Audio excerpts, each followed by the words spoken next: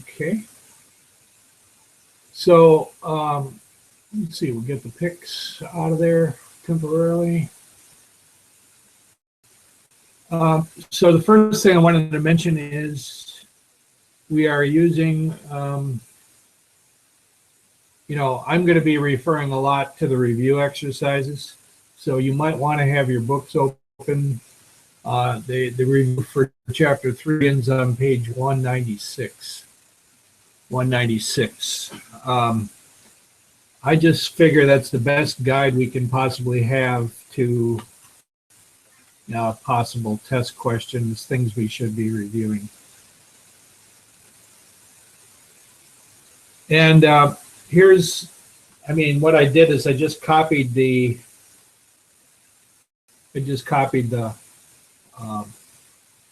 table of contents for chapter 3. We did not do lesson 3.6, so you notice I've crossed that out. So anyway, kind of our rough out here. One of the very first things I'm going to mention is actually not on the review. It's a few pages back, but this is really, and I'll have to look up what page this is on. This is in your book.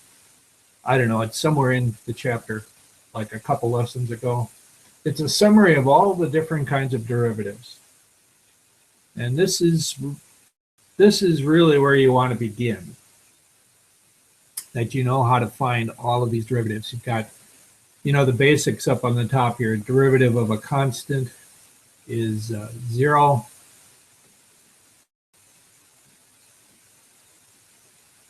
The derivative of any, the power rule is one of our favorites. You know, this part, this right part here is really not necessary. I mean, if you use the power rule, isn't it going to come out anyway? Because if you take x to the 0, I mean x to the 1, and you take the derivative using the power rule,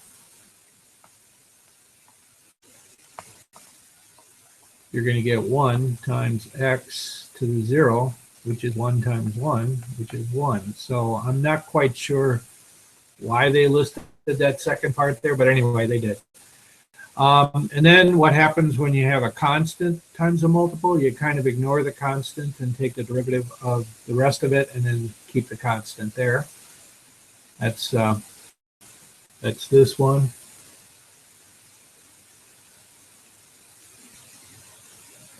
See, I got my colors. And then when you're doing the derivative of a sum, just like you want it to be, it's the sum of the derivatives. So all of it, you know, this up here, this is all real standard above there. And then very important, the chain rule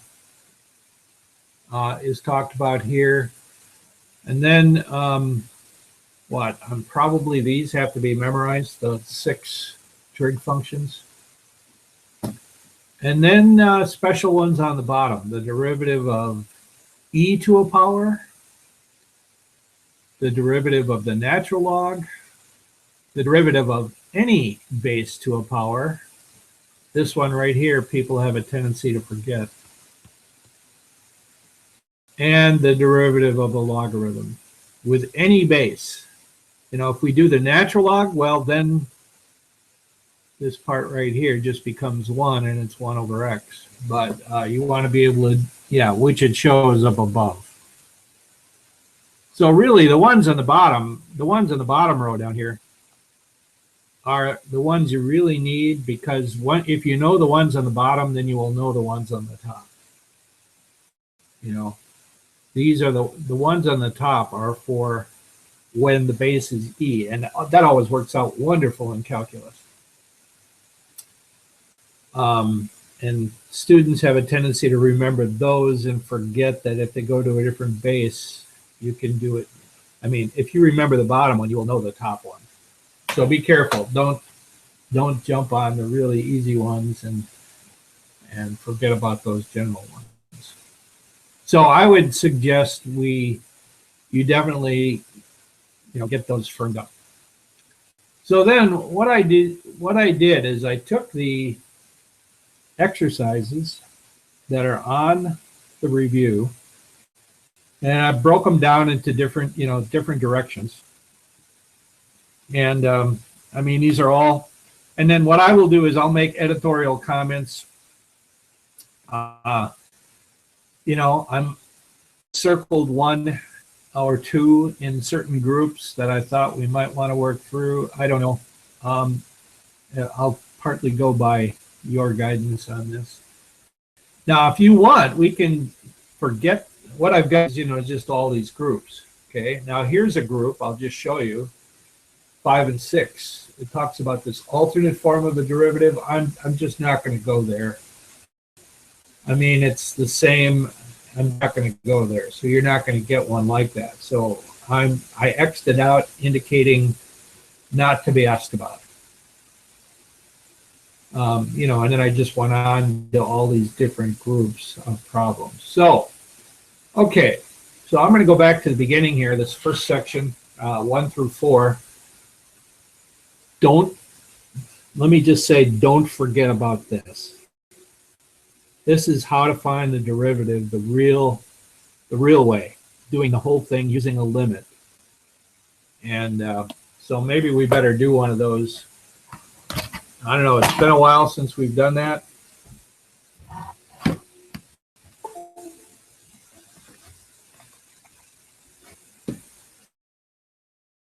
Unplugged my screen accidentally. Let's see if we have everything back. Not completely. Okay.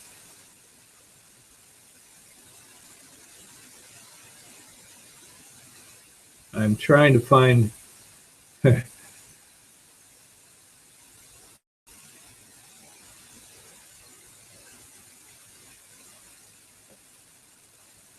trying to get my screens back here. Okay, I think we're all set now. So number 3,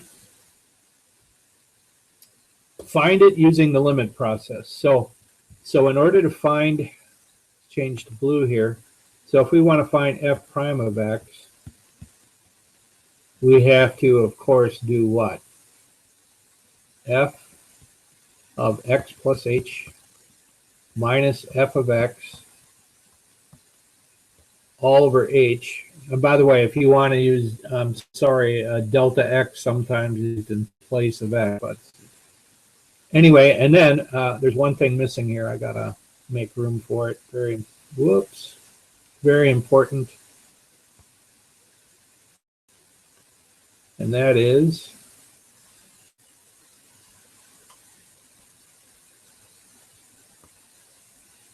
the limit. So the limit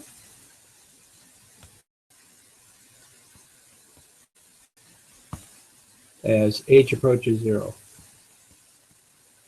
So that's what they mean by a derivative of the function by the limit process. All right. So in order to do this, we have to find f of x plus h. So in this case, using the function in number 3 up above, we have to take x plus h squared minus 4 times x plus h, plugging in an x plus h wherever there's an x. So this is what? X squared plus 2xh plus h squared, and this becomes minus 4x minus 4h plus 5. So there's our f of x plus h. And then we can do the vertical format. We can subtract f of x. So we're subtracting, and now just put the original function in there. I'll just put parentheses. We're subtracting the whole thing. The original function, x squared minus 4x plus 5. Line them up so it makes it a little easier. What's left? 2xh plus h squared minus 4h. And then I dare not forget this part up here. That's all over h, and we're still taking the limit as h approaches 0. Okay, we can't take the limit because it would create a 0 in the denominator. But of course, you can see we have a wonderful thing going on here. We can factor an h out of the top, cancel it, giving us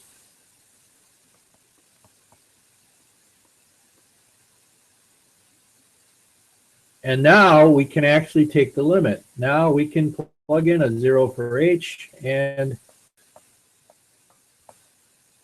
now you guys have an advantage. At this point in time, you already know how to do derivatives. So if you just look up here to the problem and you use the power rule, you can see that we would arrive at 2x minus 4. But this is a complete derivative using the limit process. I need you guys to be able to do that. So this is kind of a repeat, very important. It's kind of the foundation for derivatives. So that's what's going on in this first part, okay? So I picked one of those. Does anybody have a comment? Or did you want to see a different one in this group? There's a challenge if I ask you to do number 4, for example, right? Because, I mean, you'd have to horse around. You'd have to find f of x plus h would be 6 over. Maybe we should just take a look at that. So let me make a slide here. Insert blank. And then I'm going to go back here, take a photograph of that problem.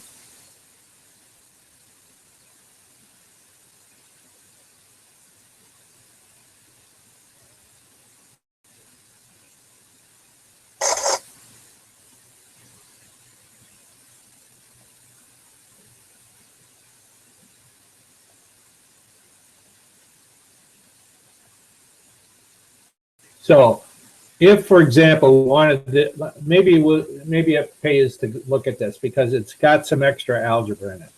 So again, you're trying to find the derivative using the limit process. So if I can get my back on here, I don't quite know what happens there. Okay, every once in a while.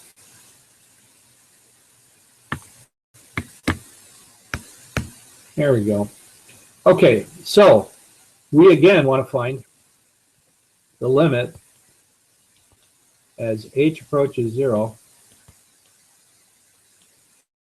of f of x plus h minus f of x over h. And so we first need to find f of x plus h. In this case, it's not hard to figure out. It's this. And then we have to subtract the original function. Well, I can't do that column thing here. I would have to write that like this. And then that's all over h. And we got to take the limit again. I did it again. So let me, no, didn't quite work. But anyway, there's a limit in here. So let's do it this way. Equals limit as h approaches 0. Sorry, I didn't really have enough room there. There we go. Okay, so as you can tell, so there's no what? Put it underneath and let things cancel real nicely. Now we have to deal with a common denominator. So that, like I said, a little bit more algebra work. So what do we need for a common denominator here? Well, we need x times x plus h for the, I'm talking about, just this numerator now. We'll forget about h for the moment. All right, we won't forget about it, but let's put it down there. But we need this one to be multiplied by x over x. And we need this one to be multiplied by x plus h over x plus h. So that we can get a common denominator. So we're going to have a common denominator of x times x plus h. I'm just going to leave it not multiplied out. And on top, we're going to have 6x for that first numerator. And on the left, we're going to have what? Minus 6x minus 6h. Right? Because you're negative 6 times the quantity x plus h So continuing equals the limit as h approaches 0. And on the top, you see the 6x's wipe each other out. So we have negative 6h over x times the quantity x plus h. And then divided by h. So instead of dividing by h over 1, I'm multiplying by 1 over h. So we can simplify, right? This h cancels with that one, and we get limit as h approaches 0 of negative 6 over x times x plus h. Can we take the limit now? Yes, because it's okay if h approaches 0. That thing in parentheses will just be x, and x times x is x squared. So that is our derivative. Now, let's come back. By the way, if we go way up to the top, what happens if we use the quotient rule? Or even better, how about if we write this like this? Right? 6 over x is the same as 6x to the negative 1 power. So when you take the derivative, what happens?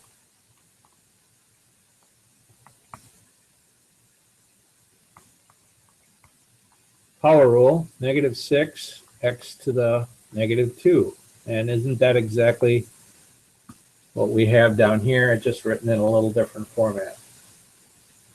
So you see what I mean? Here's an example of a limit process derivative. We haven't done those in a while, and I just want to make sure you remember how to do those.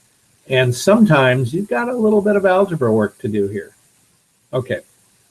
Question?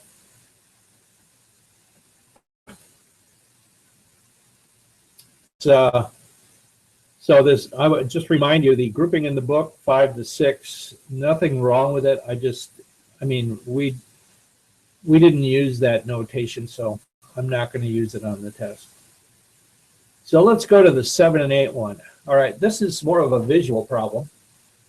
It says determine differentiability. Remember, there are certain things you can't take the derivative in certain cases. And look at number 7. You see how we have this kind of a wing-shaped graph? And we're reminded that right at this point, right here, we have what's called a cusp. A cusp is when the graph comes to a point. And whenever that happens, you can't take a derivative there. There is no slope of the curve at a cusp. So when is number 7 differentiable? Well, at any time except when x equals 3. So we could probably just use interval notation and say, negative infinity up to 3, and then 3 to positive infinity. And so what that's telling you is, hey, everywhere except 3. And then number 8's pretty obvious, isn't it? When can you not differentiate that? At x equals negative 1. Why? Because we have an asymptote. In fact, that asymptote means that x can't be negative 1, and you can see why. If you look at the denominator, if x was negative 1, we'd have trash. We'd have, so here again, a similar answer to number 7, everything up to negative 1 and everything past. Just you can't, anytime you can do this, you can differentiate at any time except at negative 1. So maybe I should just write it out. So negative infinity up to negative 1 and negative 1 going on forever in the positive direction, just not at negative 1. So that's the 7 and 8 section. The next section is 9 through 20 and looks like this. I'm gonna just move this up a little bit. Hang on a second.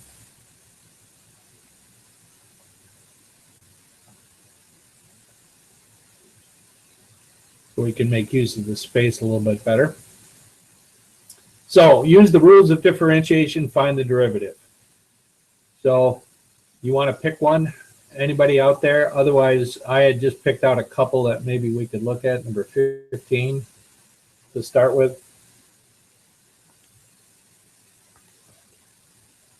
So number 15, if we want to find g prime of t, what rule, what differentiation rule do we need to use there? The quotient rule, right? Or we could also rewrite it and think of it like this. 2/3, what? T to the 2. 3 is goofed up.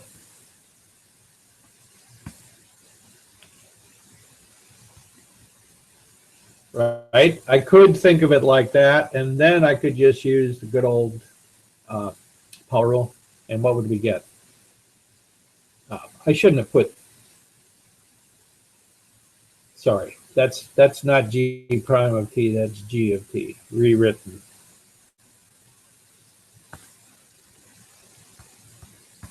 So then, what's g prime of t? Our rule says -4/3 t to the -3.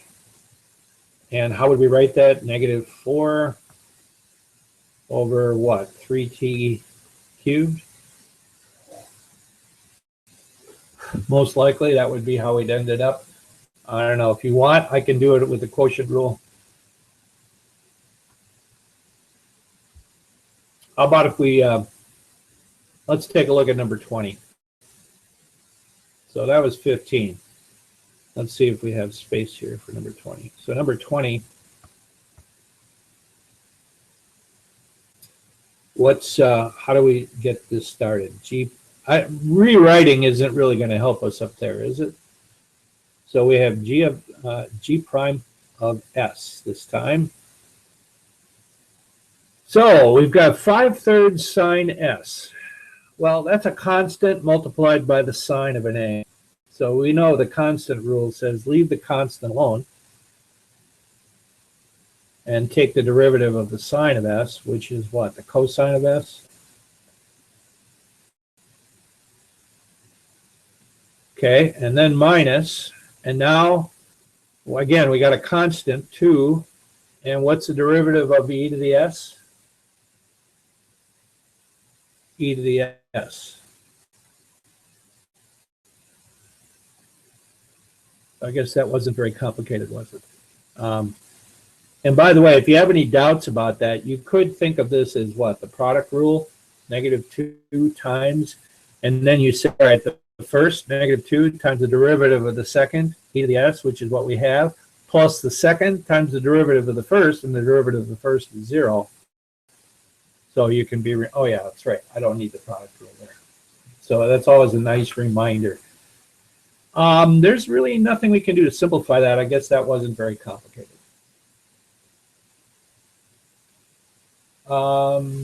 Anything else you want to take a peek at here, or anybody have a question? I certainly don't want to dominate here, but I know you guys are timid to speak up. All right, I'm going to look to the next group. We'll take a peek at that. And the next group, I don't know, I've got this way down, so let me move that.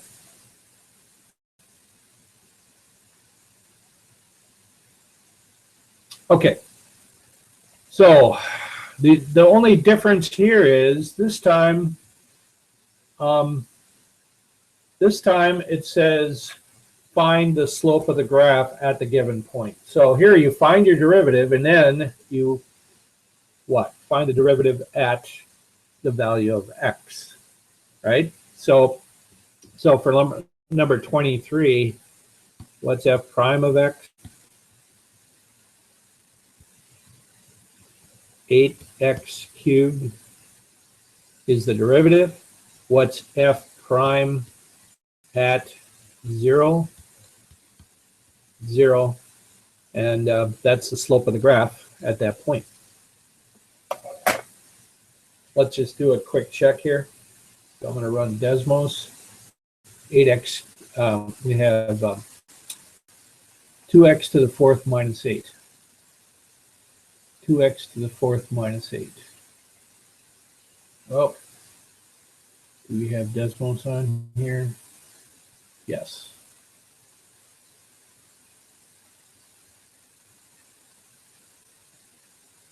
Well, we're going to need the keyboard here. Okay, so 2x. Wow, what was it again? Let's take a quick look back. 2x to the fourth minus 8. Okay, 2x to the fourth minus 8. You're supposed to find the slope at 0, 8. So it's pretty obvious, isn't it, that we're at the bottom of this curve, and it's pretty obvious the slope of 0 does appear to be correct. Okay. So let's do one more. How about we do number 24 now? Get my cursor back.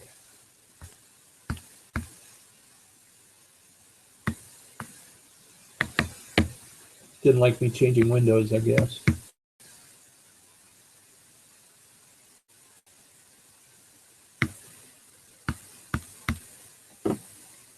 Well, I'll try writing with my mouse.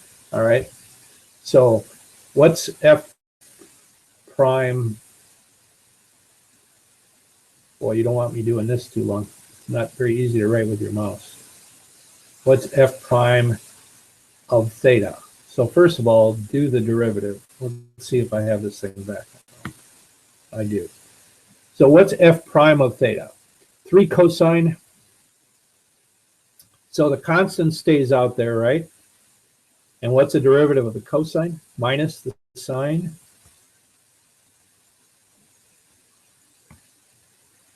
So you see how I put the minus sign in front instead of 3 times negative sine theta? I just a little more convenient to stick it out there. And then minus 2, as in minus 2x, that would be minus 2. All right. And now what's f prime at 0? This, again, the x coordinate of the point they gave us. Well, when you plug in 0, what's the sine of 0? Sine of 0 is 0, negative 3, so it's just negative 2. Okay, now let's make sure that looks correct. So what we found is the slope of the tangent line at the point 0, 3 should be negative 2. Let's just check that on Desmos. So we have 3 cosine minus 2x. Okay, so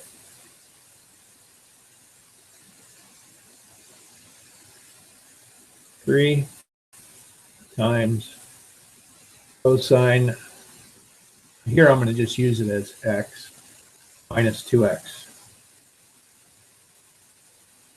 Okay, and at 0, 0, 3, here's the point right there. What's the slope of the tangent line at that point?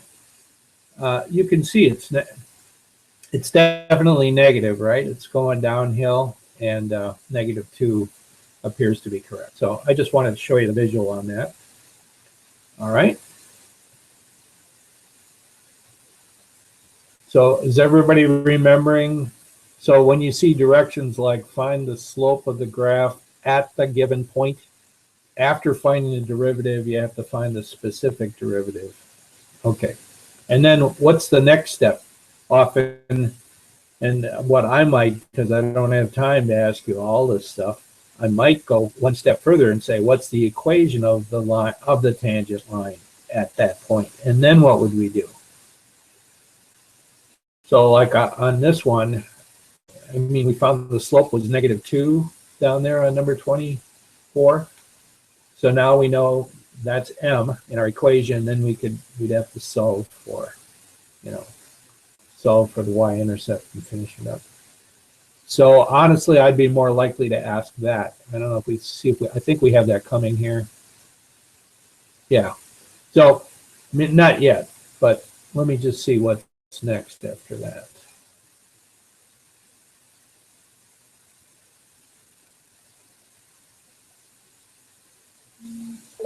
More word problems. Yeah, I don't know. Eventually, there's a section where they have you do that. Okay, just check here. What did I get? All right, nothing from one of you. All right.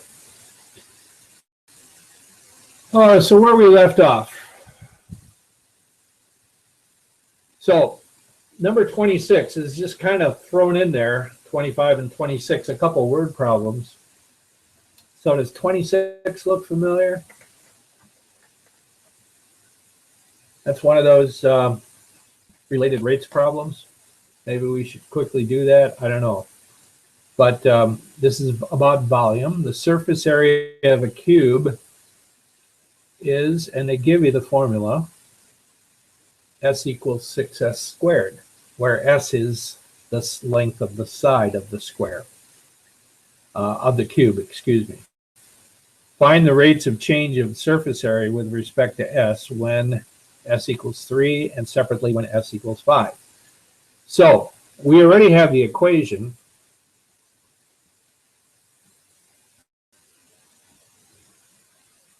And in effect, let's do part A. They've given you what? ds dt is 3.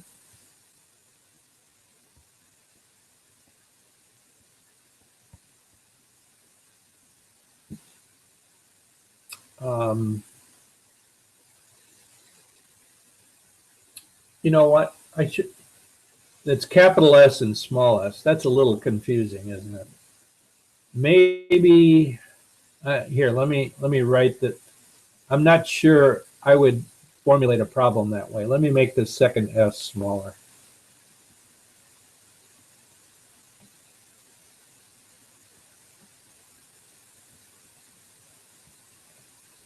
So they use capital S for the surface area and small s for the side of the square. And by the way, this is a small s up here. ds dt is 3. All right, so let's, is that, I mean, that's it, isn't it? It's a cube. We already know the equation. And, oh, what are we supposed to find? Find the rates of changes. So we're supposed to find ds, cap dt. There we go. Now we've got it all set up. So now let's do the implicit differentiation. D capital S over dt equals what? 12 small s d small s dt, right? For chain rule. Okay, and we want to find this. That's what we're looking for.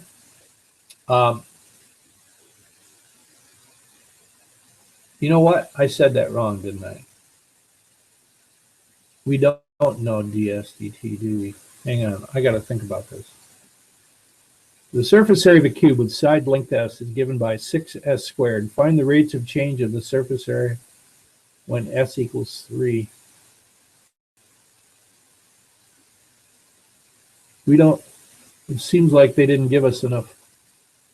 They didn't tell us d small s dt, did they? It looks like it's with respect to S, isn't it? You're right. Thank you. So let's start this over. Thank you. So big S equals 6 small s squared. And we know that s equals 3.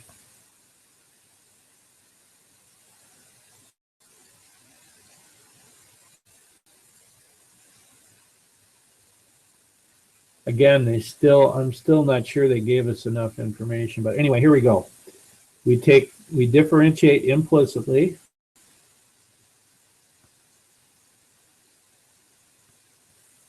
And then, oh yeah, we're okay. And then this is 12s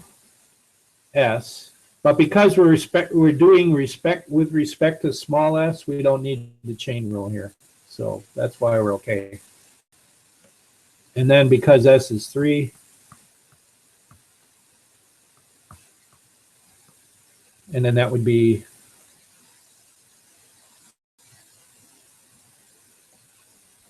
square inches.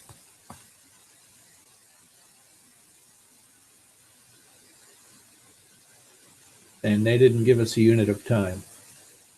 So, okay, thank you for spotting that. I'm pretty sure that was Geneva. All right, let's move on. Let's look at the next group. Okay, I circled this one because there's a real good chance I may want to give you one of those, okay? So what this is what do they call it? A position function? And a position function, I mean, position is the same as what? Like distance? You know, where is it? How far away is it? Distance. And when you take, do you remember that when you take the derivative of a distance formula, you're going to get the velocity formula. And if you take the derivative of the velocity formula, you're going to get acceleration. So you notice they ask you about velocity. So F, yeah, I used F instead of S, but anyway, F of t equals negative 16 t squared plus V0 t plus some S0. Okay, now, initial velocity, that's the V0, is negative 30. So,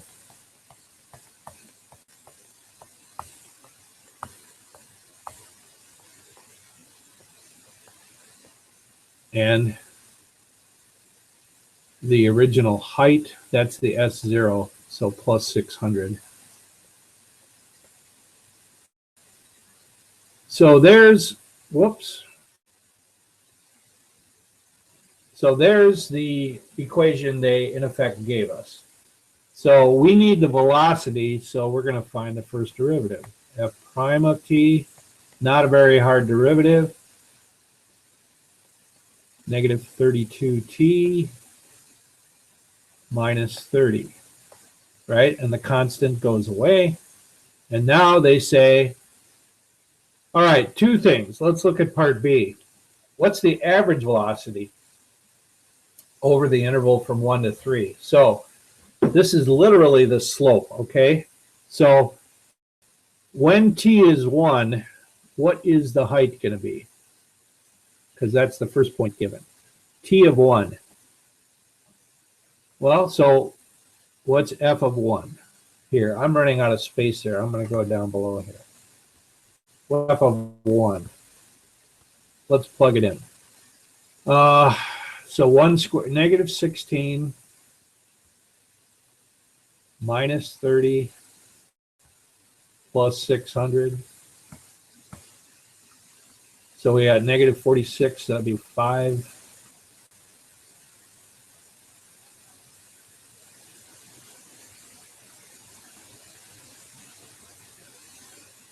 Right? If you had 46 that, so you'd be up to 600. So that's f of 1. And then what's f of 3? Which is the other point, you know, that they were talking, the other end of the interval. So f of 3. Okay, 3 squared is 9. 9 times 16 is what? 144? Yeah. So that's negative 144 minus 30 times 3, which is minus 90, plus 600. So that's negative what? 234. 600 minus 234. So what do we have? 6 is 40. plus 60 is 300, 366, I believe. Okay, so now to find the slope, we take basically, you know, the y. So we found these 2 points, 1 comma 554 and 3 comma 366. So then you just literally find the slope, and that's, you know, y. I don't know why my stuff is disappearing here. Hang on. We're at that stage again. So y2 minus y1 over x2 minus x1. So we've got what? On the top, well, on the bottom, we have a -2. On the top, what do we have? 34. This in my head here. 54 minus 366. 554 minus 366. 9. 189. So negative 189 over 2. Why is it negative? Because it's going downhill. That's the average rate of change. And that would be the answer to part B. Okay, so don't forget that an average rate of change is literally a slope. Okay, now comes the easy part. What's the instantaneous velocity when t equals 1? So in part C, well, all I got to do is use the derivative formula right here. So when t equals 1, what's the velocity? The instantaneous velocity. It's simply f prime at 1. So it'd be negative 32 minus 30, negative 62. Okay, and at t equals 3, what would it be? F prime at 3, negative 96 minus 30 is negative 126. So, okay, so now so we've got these two taken care of. Let's take a look at part D. Find the time required for the ball to reach the ground. Well, we started off 600 feet above, right? So we need, let's see, how are we going to think about this? We could do the vertex minus b. You know, like that, I mean, this is a parabola, right? The original, whoops, I don't want to do that. You guys, this is a parabola right here, right?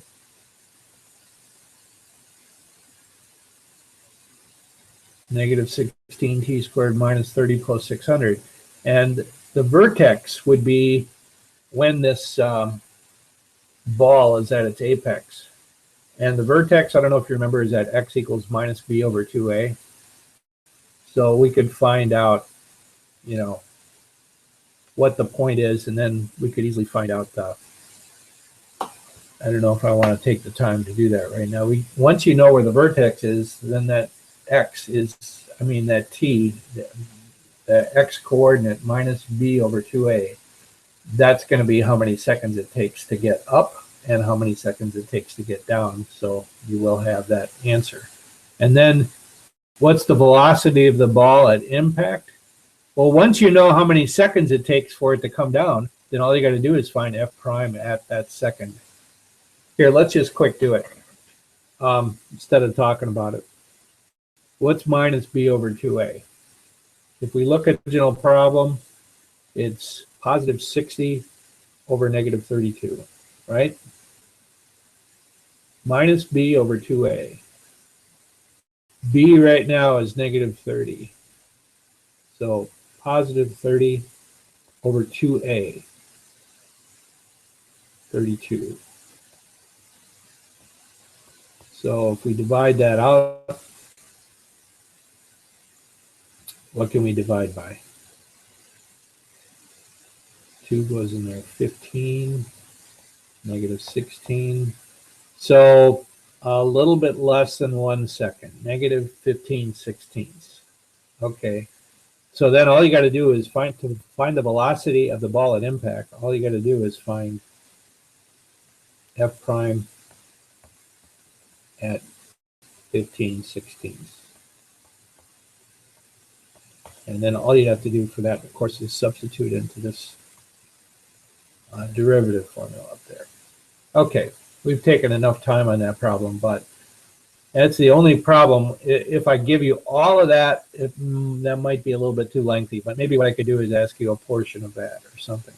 So it's kind of a long-lasting problem, but it's an important one. So maybe I would go with parts, you know what I mean? Okay, let's see, we got about 4 minutes. Let's take one quick look at the next group. Let's see, what's different here? Not a whole lot. Oh, here's what's different. This is where they're pursuing to see if you know your product rule. So believe it or not, that was all done in chapter 3, right? I mean, the chapter we're in is where we learned how to do all the derivatives. So number 29 is really checking if you know your product rule. Okay, and you know, that's first times the derivative of the second plus the second times the derivative of the first. Number 33 is checking if you know the quotient rule. And 39, well, the only thing, I mean, we've got a product rule here. And then you've got a trig differentiation here. So you can see they're exploring more of the derivative rules. And so we're just about at the end time here. So maybe we can pick it up here in class on Friday. But okay, so let's leave a little time for questions. Questions you would like to raise? I'm sorry I didn't leave more time. That's always the problem with a review. There's so much to look at. David, what should be negative 94? Where I didn't see your comment. Where are we?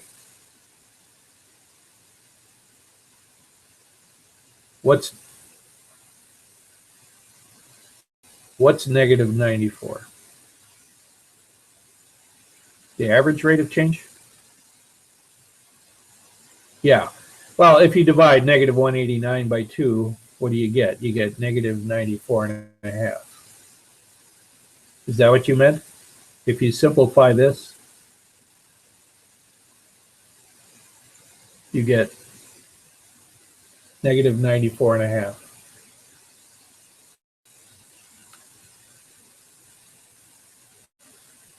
Oh, my subtraction?